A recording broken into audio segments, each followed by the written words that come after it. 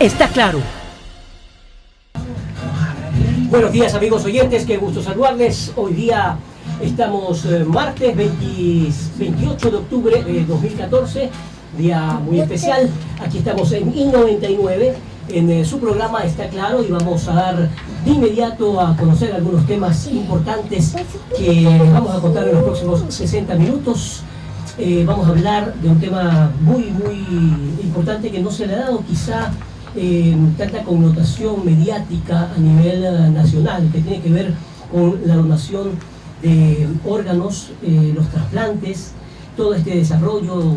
Desde el 2007 a octubre del 2014 se han realizado un total de 2.768 trasplantes de órganos, tejidos y células en el Ecuador. Desde diciembre del 2009 a octubre de este año, el 2014, se han realizado 87 trasplantes hepáticos. Desde el 2007 hasta octubre de este año, 441 trasplantes renales con donantes cadavéricos. En el 2010, por ejemplo, se identificaron 34 donantes cadavéricos. En el 2011, 31 donantes. En el 2012, 54 donantes. Son estadísticas que muchas de las personas que nos escuchan seguramente no conocen. Vamos a hablar justamente de este tema, de la donación, de la importancia que tiene en nuestro país y por supuesto en el mundo. Para ello hay un instituto que tiene que ver con este tema, es el Instituto Nacional de Donación y Trasplantes de Órganos, Tejidos y Células, INDOC, que es asociado obviamente al Ministerio de Salud Pública, y hemos invitado tanto a una representante de este organismo, también al padre de una persona que recibió la donación de un órgano, un riñón.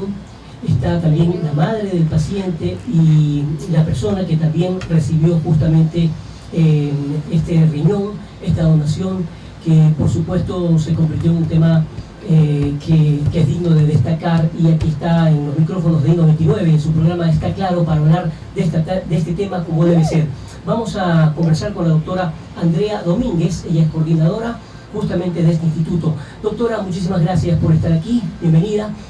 Está la señora Miriam Rodríguez Fajardo, ella es madre del niño Snyder Sosa, de 6 años de edad.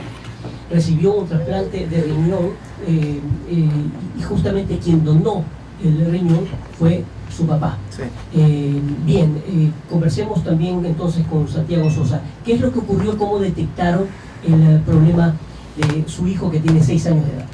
Muy buenos días a todos, gracias por la invitación. Nuestro hijo tuvo un problema a los 3 años. Él tuvo una hiposplasia renal bilateral, él le dio convulsiones, y ahí en unos exámenes en el hospital nos detectaron que tenía insuficiencia renal crónica. A los 3 años de edad, a los 4 años de edad, él comenzó a hacerse diálisis peritoneal. A los 4 años de edad, okay. Diálisis peritoneal, y en ese momento se sabe que la diálisis es muy complicado. Él tuvo bastante, se infectó 2 veces, hay muchos riesgos por la asepsia que se tiene que tener todos los días. Y todos los días, era toda la noche, 12 horas de diálisis, y gracias a Dios hubo en ese tiempo nos dijeron los doctores que había un programa de trasplante. Yo sin que me digan, yo dije, yo soy el primero que me hagan los exámenes para ver si puedo ser donante de mi hijo, y si salgo positivo en todos los exámenes y soy aceptado por el riñón de él. Y bueno, y así sucedió. Hasta el 27 de mayo del 2014 nos dieron la noticia que Snyder iba a poder ser trasplantado y que yo podía ser el donante. Comenzamos los exámenes, nos fuimos a Quito, porque justamente en Quito hacen los trasplantes, en el Hospital Metropolitano hacen mediante el INDOC, hacen los trasplantes para niños de menores de edad. Ahora, tienen que cumplirse algunas condiciones para que inclusive el padre pueda donar. Claro. ¿Cuáles son? Para donante vivo relacionado tenemos hasta un 4º grado de consanguinidad. También pueden ser los cónyuges o quienes viven en unión libre. Pero para eso tienen que ser tener una histocompatibilidad muy parecidas para que no haya rechazo del injerto, ¿no? Entonces hacen pruebas pre-trasplantes que son complejas, algunas aquí no se hacen, otras se hacen afuera, y cuando tenemos los resultados se hace la valoración respectiva con los médicos a cargo de las unidades hospitalarias acreditadas. Eso fue lo que se cumplió entonces en este caso. Así es. Ya. Snyder es un paciente del Hospital y Casa Bustamante. Con él son 10 pacientitos que hemos tenido que han sido trasplantados en este último año. Todos han sido redireccionados al Hospital Metropolitano porque es el único hospital acreditado actualmente para hacer trasplante renal pediátrico con donante vivo relacionado. De estos pacientes tenemos que tienen edades entre 4 a 21 años y pertenecen a las provincias de Guayas, Los Ríos y Manabí, la mayoría de ellos. Actualmente todos están bien, siguen con su medicación post-trasplante y sus visitas mensuales al hospital. ¿Cómo se siente, bueno, primero salvar la vida de su hijo? Se lo juro que es Dios me dio el regalo más grande de mi vida, que es mi hijo. Y asimismo la experiencia de saber que le pude dar otra oportunidad de vida, porque la vida que llevaba anterior de la diálisis no se la deseo a nadie, porque fueron unos momentos muy duros que pasamos en mi familia, con mi esposa, hospital, a cualquier hora teníamos que ir al hospital porque medio él se complicaba y teníamos que llevarlo al hospital. ¿Su primer hijo? Es mi primer hijo, sí, y el único que tengo, con mi esposa, con Naima. Bien aclarado. Claro, porque se podía escuchar de otra manera. Y gracias a Dios, por eso le digo, es el regalo más grande de poderle donar mi riñón y que él lo haya aceptado espectacularmente. Como lo ve, él no parece que tuviera nada. Dios es tan grande con él. Antes de hablar con la madre, ok, el regalo más hermoso es tener un hijo, hijos, mucho más lo que usted acaba de decir como testimonio, ¿no? Salvarle la vida con un riñón. ¿Cómo se siente viviendo con un riñón? Bien. Lo único que uno ya no tiene que excederse como se excedía antes, ¿no? En comida, bebidas alcohólicas, gracias a Dios, yo no bebo hace 3 años. Físicamente uno tiene que estar activo, no tiene que estar sedentario, solamente tiene que ir a hacer sus deportes, tiene que hacer gimnasio y todo eso bien, y hasta el momento me siento bien, no me pasa. Ya tenemos 4 meses con la donación, en la operación y no ha pasado nada, gracias. ¿Cómo eran los días antes de la donación con su hijo, doña Miriam? Buenos días con todos, bendiciones. Antes de la donación pasaron muchas cosas. Antes de la donación, antes que llegaran esas nuevas respuestas del donante, pasaron muchas cosas, pero le doy gracias a Dios porque pude fortalecerme en Él, que es el único que nos ayuda a levantarnos de cualquier situación. ¿Cómo cuáles, por ejemplo? ¿Qué es lo que recuerda usted? Recuerdo mucha pena, mucha tristeza, porque nunca esperé que pasar lo que pasé antes. Sí me dolía bastante cada vez que mi hijo se ingresaba, cada vez que pasaba las malas noches con mi hijo, pero de todo eso yo creo que Dios es bueno y fiel con los que le es fiel. Pasé muchas alegrías, así como tristeza también, pero mi mayor satisfacción fue cuando llegó aquel día en diciembre una doctora llamada Miriam Torres, quien ella llegó con la noticia de los trasplantes. Entonces yo le dije, doctora, anóteme que yo quiero el trasplante para mi hijo. Entonces ella dijo, sí, mira, lo vamos a hacer y Snyder va a ser el primero, me dijo. En aquel tiempo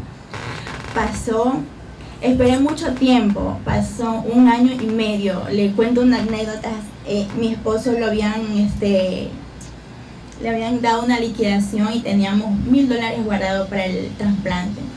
Pero en eso pasó 1 año y medio y yo le dije a mi esposo, ya no vamos a ir a ningún trasplante porque no veo nada, ninguna situación, así que cojamos el dinero y compremos, gastémoslo. Así fue, lo gastamos el dinero, llegó el 1 año y medio, cuando me llama la doctora y me dice, a las 11 de la mañana me dice, Miriam, dice, ya te vas hoy día porque el miércoles lo van a ingresar al bebé y todas esas cosas. Es decir, usted había perdido la esperanza. Sí, había perdido la esperanza, había perdido la fe, había perdido todo porque no veía nada. Entonces yo dije, bueno, pero cuando me dice Miriam esto y el otro, entonces digo, doctora, y armé mis maletas y mi corazón estaba ¿qué le puedo decir? Lleno de sentimientos encontrados, porque uno por mi hijo, por mi esposo y por la nueva vida, el nuevo futuro que íbamos a ver en nosotros, más que nada en la vida del bebé. Y cuando llegamos allá sí fue efectivamente, todo pasó, todo se dio, pero siempre hay un obstáculo como para que uno pierda la fe, pero uno siempre tiene que permanecer en la fe. Eso aprendí, a permanecer en la fe, a no decaer. Mi esposo se le subió la presión, ya estando a 5 días de la operación, ya nos habían puesto la fecha, la presión. Puede haber sido el estrés. Eso es arriba. Porque cada vez que los doctores llegaban al cuarto donde estaban, se me subía la presión. Y se dieron cuenta cuando estaban haciendo los chequeos de rutina, la presión, todo eso, y yo estaba con el saturador en el dedo, y llegan los doctores, y el saturador se me subió. Y ahí dijo el doctor, esto es presión de emoción, no es presión de enfermedad. Pero y si nos asustamos, porque nos decían, si yo seguía con esa presión alta, no nos podían operar. Entonces, ahí chuta, otra vez se me vino la duda a la mente, pero así mismo tenía en cuenta que Dios estaba ahí y Dios nos podía ayudar. A ver, conversemos un ratito con Snyder, que quiere hablar hace rato. Tiene 6 años, Snyder. ¿Cómo te sientes? ¿Cómo estás? Habla. Responde. Ahora no quieres hablar. Estaba hablando desde ese micrófono. Responde. Hola, buenos días. Hola, buenos días. Antes de la operación, ¿te sentías mal? ¿Te sentías muy cansado? Cuéntanos. Antes de la operación que me hizo de mi papi, me sentía adolorido con las grapas. Al tiempo que me operaron y nos fuimos. ¿Y ahora cómo estás? Bien, Feliz. Y obviamente estás muy contento de que tus papás estén contigo, que te cuiden, y estás, me imagino, yendo ya a la escuela. no, Todavía no estás yendo a la escuela. no. ¿Qué es lo que pasa? ¿Por qué todavía no va a la escuela? Este año no podía ir. No, lo que pasa es que cuando ellos están él recién va para 6 meses. Entonces, durante ese proceso, ellos se lo tienen que cuidar y de alejar de personas que estén con gripe o infecciones así. Entonces, hay posiblemente esperar 1 año a 2 años que ellos ya estén inmunológicamente preparados para exponerse al mundo, como decir, de la escuela y todas esas cosas. ¿Cuáles son las recomendaciones que hace usted como padre, como donante, a aquellos que no lo han hecho y que de repente tienen, por supuesto, ese temor frente a sus propios hijos? Yo lo que les puedo recomendar es que no lo piensen, porque al pensarlo uno se está mismo sugestionando que no lo puede hacer. Yo desde el primer momento que me dijeron para donarle el riñón a mi hijo, yo dije que sí. Yo nunca dudé, nunca le dije, mi esposa anda tú. Como toda operación había una responsabilidad y también una posibilidad de que usted... Claro, y ese era un temor. Ese es un temor que todo el mundo lo lleva cuando se va a un quirófano. Pero gracias a Dios, yo le recomiendo que si algún día tienen alguna persona, un familiar que necesita un órgano, que lo puedan hacer, que no lo piensen y lo hagan, porque ahí están salvando al familiar, están salvando a la familia mismo, para que cada día seamos mejores con la ayuda de Dios. Y gracias a Dios el INDOC vino en este tiempo para ayudarnos a todos, y mi familia está muy agradecida por todo lo que ha pasado. Si su hijo hubiese necesitado, en lugar del riñón, el corazón, se lo daba igual. Yo sé. Es un testimonio extraordinario. Aquí en su programa está claro. Está ocurriendo en nuestro país. No estamos hablando de casos del extranjero, de testimonios que aparecen en internet. Estamos hablando de nuestro país. Y qué bueno porque habla bien de la forma de ser, de los padres, de la familia, de los seres humanos que somos. Y por supuesto, qué lindo ver una familia como ustedes. Gracias. Estoy seguro que ustedes están pensando en tener más hijos, me imagino. ¿Cuántos años de casado tienen? 6 años. 6 años. 6 años. 6 años. Bueno, Snyder no va a ser el único entonces. No. Bueno, Snyder, ¿barcelonista o merecista? Barcelona. Además, inteligentísimo. Muy bien, muy bien. Muchísimo gusto. Muchas gracias. Espero que me tengan como amigo, nos Gracias. tienen a las órdenes aquí. Gracias. Y este tipo de muy buenas noticias que se cuenten permanentemente, doctora, a las órdenes. Que no queden. Y sí, el aplauso por supuesto para ustedes y para este gran programa que por supuesto nos llena de orgullo a todos los ecuatorianos. Claro que sí. Por favor, mantengan su condición de donante. No sabemos cuándo vamos a necesitar un órgano el día de mañana. Así es. Lo digo porque hasta yo como persona podría estar en esa lista de espera el día de mañana. Entonces tomemos conciencia porque pueden ser nuestros hijos, pueden ser nuestros padres o podemos ser nosotros mismos quienes necesitemos el día de mañana un trasplante. Gracias por esta invitación. ¿Cómo estamos hoy? Muy bien, estamos aquí en Está Claro, después de este testimonio extraordinario de fe, de alegría, de lo que significa la familia, como un padre de familia, al verse desesperado por ayudar a su hijo, decide donar su riñón. No solamente le salva la vida, sino que vive mucho mejor con su hijo, con su esposa. Extraordinario. Ese tipo de testimonios, por supuesto, nos encanta tenerlos en nuestra mesa de trabajo. Y continuamos con nuestro programa Está Claro. Son las 10:04. Hablemos de política. Hablemos de Creo. ¿Qué está haciendo el presidente nacional de Creo, César Monge, recorriendo el país? ¿Qué hace un presidente de un movimiento cuando no hay campaña? ¿Qué hace? Bueno, dicen que siempre se está en campaña. Yo creo que eso es bastante cierto, especialmente cuando sobre la mesa tienes temas de coyuntura tan importantes como los que se están ventilando hoy en día. Yo creo que hoy hay dos temas en paralelo que son para nosotros igualmente importantes, pero evidentemente uno de los dos tiene una connotación pública de mayor atención mediática. Es decir, cuando hablo de paralelo, hablo de la gestión que debe hacer una organización política para permanentemente, especialmente cuando no estás en elecciones, aprovechar el tiempo para poder fortalecer tu estructura. Y eso es algo que creo realmente nunca tuvo la oportunidad de hacerlo, porque nosotros nacimos en el año 2012 y en el año 2012 estábamos en la mitad de un año electoral, entonces no había mucho tiempo de detenerte a pensar en otra cosa que no fuese, bueno, estamos por tener nuestras primeras elecciones presidenciales y legislativas. Y luego empezó el 2013 y estábamos en la mitad de un año electoral seccional. Mucho más difícil para Creo, mucho más complejo para Creo, porque eran 10.000 candidaturas. Entonces nunca tuvimos la oportunidad de tener un tiempo de decir, bueno, vamos a trabajar en la estructura, en las bases. Básicamente tuvimos que hacer carrera al andar. Hoy tenemos 2 años, más o menos, de aquí hasta la próxima elección presidencial, y la idea es aprovechar ese tiempo recorriendo el Ecuador, estando en los 221 cantones del país y tratando de armar esa estructura necesaria para que cuando lleguemos al 2017 no solamente tengamos un gran candidato, sino que junto a ese gran candidato tengamos una gran organización. Y esto es algo que no para, y te diría que el momento para hacerlo no es en elecciones.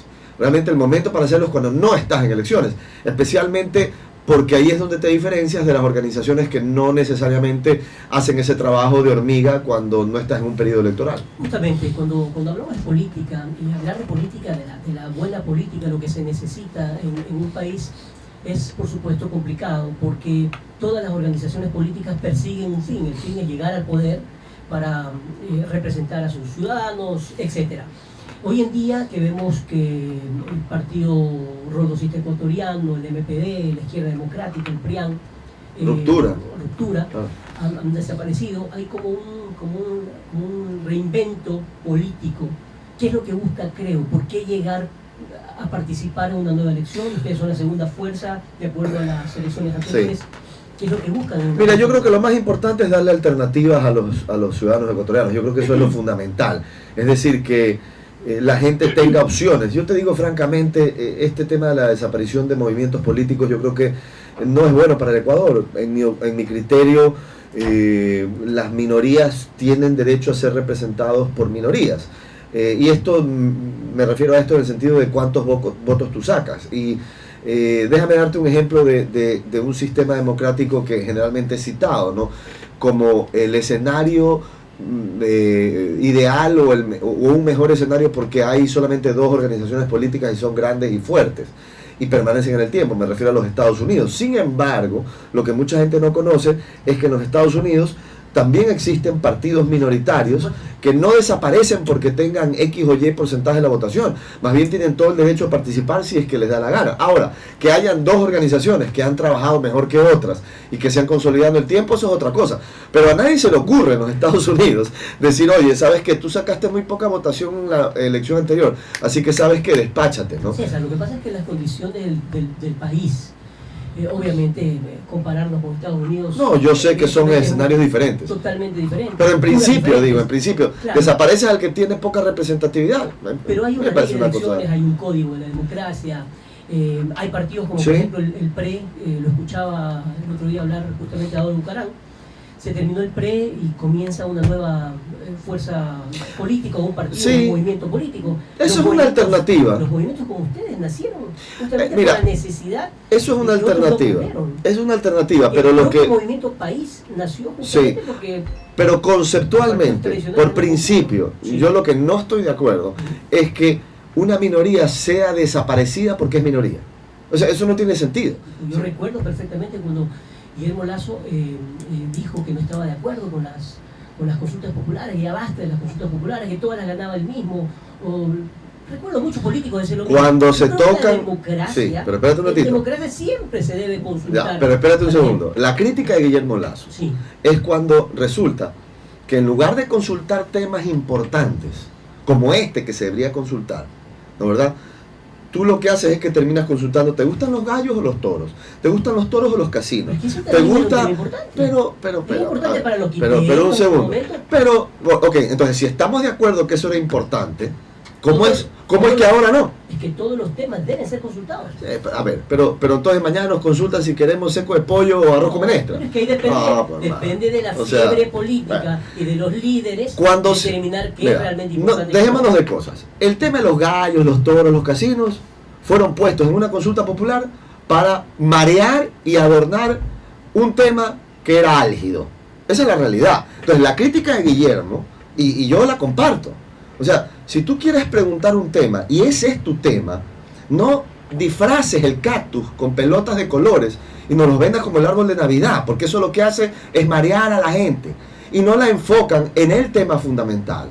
Y eso es lo que Correa hizo con los gallos, con los toros, con los casinos, porque había un tema que era la metida de la mano a la justicia, ¿no verdad? Ese era el tema fundamental. ¿Por qué no preguntamos solamente ese tema? ¿Qué es lo que hizo como estrategia política el gobierno? Adornar esto con otros temas para que la gente diga, bueno, ¿cuál es el mismo tema acá? Ok. Ahora, ¿qué es lo que está pasando? Lo mismo, hermano. Hay un tema que es el que le interesa al gobierno. Reelección indefinida, candidatos de poder. Ese es el tema Pepa acá. ¿Y qué es lo que han hecho? Le han puesto 16 pelotas de colores para tratar de confundir a la gente que hay otros temas. Y entonces, en las próximas semanas, tú probablemente, ¿qué es lo que vas a ver? Vas a ver a la Corte Constitucional diciendo, de estos 17 temas, estos 5 van a consulta, para que vean que nosotros sí consultamos, ¿no? Pero este de acá, el cactus venenoso, ese no, pues hermano, ese aquí nomás en la gallana de 100 en la asamblea. César, No, a ver, pero pregunta. ya somos, ya aquí ya César. estamos curtidos, pues. Estamos Giles no conversando somos. con César Monge, presidente nacional de Creo. A ver, pues ustedes creen que va a pasar todo eso, Sí, pero Lo decimos. Eso Nostradamus, no puede ser que, a ver, hermano. que se piense de esa Pero forma. hay un antecedente. Si hay un antecedente de un caso en el cual se iba a tocar un tema de justicia que era fundamental para el Ecuador, fundamental. Y mira tú, ya entendemos, ahora ya entendemos de qué hablaban cuando se trataba de meter la mano a la justicia. Mira el caso de Nebo, con esa declaración de esos abogados. Pero, a ver, estamos ¿Va? conversando Bueno, entre personas bueno. absolutamente serias. Bueno. Tú eres presidente de un No, movimiento discúlpame, que es la pero segunda fuerza discúlpame, política. pero cuando yo escucho Eso es un error, que hay un abogados, error. no, no me refiero a eso. No me refiero a eso. Me refiero a los policías diciendo que hubo una intromisión, diciendo ellos, y los abogados de ellos también, Bueno, yo he diciendo que hay una intromisión del poder público yendo donde estos policías a decirle, oye, podemos ser suavetones contigo, ¿ah? Pero ¿sabes qué? Incúlpalo, involúcralo al alcalde de Guayaquil. Esto es un tema serio. Por supuesto. Esto es un tema serio, Debe ser hermano. investigado. Entonces... ¿Tú crees realmente que es al más alto nivel Bueno, que se le ha dicho esto? vea, Involucra a el simple hecho que... es un boomerang que inclusive le ha hecho daño y se lo puede medir, estoy seguro, al propio gobierno. Pero eso, pero tantas cosas que se hacen que resultan boomerangs. Pero aquí, ¿no verdad? Aquí hay una declaración de gente apresada que relata su historia y de abogados que afirman que esto es correcto. Entonces, esto es un tema muy serio, pero volviendo al tema anterior, no es que somos Nostradamus, sino que miren lo que pasó antes. Había un tema fundamental que era el tema de la justicia, y se armó toda una parafernalia de consulta con gallos, toros, casinos. Entonces, claro que un líder serio como Guillermo Lasso tiene que salir y decir, oye, esto no está bien, pues, ¿qué son todas estas pelotas de colores exacerbando una herramienta seria como la consulta para adornar un tema que es el de fondo? Hoy se hace lo mismo. Hay un tema que es el que le interesa al gobierno, que es el que anunció en su momento, que es el tema de reelección indefinida a candidatos de por vida. Pero como se dieron cuenta en las encuestas que el tema no era popular, ¿con qué te lo adornan? No, hermano. Pero también te vamos a consultar para ver si queremos que bajen la edad de los candidatos a la presidencia de la República. Mira qué democráticos y qué fantásticos. César, Vean, no nos comen al cuento con estas cosas. Lo que quieren es repetir ese modelo cubano, venezolano, donde la gente puede ser candidato hasta que la muerte lo impida. Y la mayoría de los ecuatorianos no está de acuerdo con eso. Pero con eso sí está de acuerdo el alcalde Nebot, por ejemplo. Bueno, yo lo he escuchado ahora último, diciendo que él, si cambian la constitución, no se lanzaría nuevamente. Y eso, mi lectura es que no está de acuerdo. Pero si tú crees que él está mintiendo, pues está bien. He escuchado al presidente Correa hace mucho tiempo decir que el uno no quería lanzarse, no se iba a lanzar, y el otro decir absolutamente lo mismo, y yo creo que eso es un tema absolutamente político. Llegará el momento y sabremos si Nebot mentía o decía la verdad. No, pero es que no se trata de que el uno esté mintiendo, no, sino que utilizan obviamente el tema político con aquello que se llama el timing político. Pero a ver, y eso lo conocemos, pero si sabemos un poco pero hermano, de marketing. si Nebot sale y dice sí, que ese cambio en la constitución está equivocado porque debe consultarse a la gente, y que si se cambia la constitución al braveo como se intenta, él no va a ser candidato porque no está de acuerdo con eso, yo personalmente sí le creo. Yo personalmente sí le creo. Ahora, de que el tiempo diga, pero esto no se trata de Nebot, ni se trata de Correa, ni se trata de Creo, ni se trata de César Monge, ni se trata de Guillermo Lasso. Se trata de qué principios estamos dispuestos a defender en el Ecuador.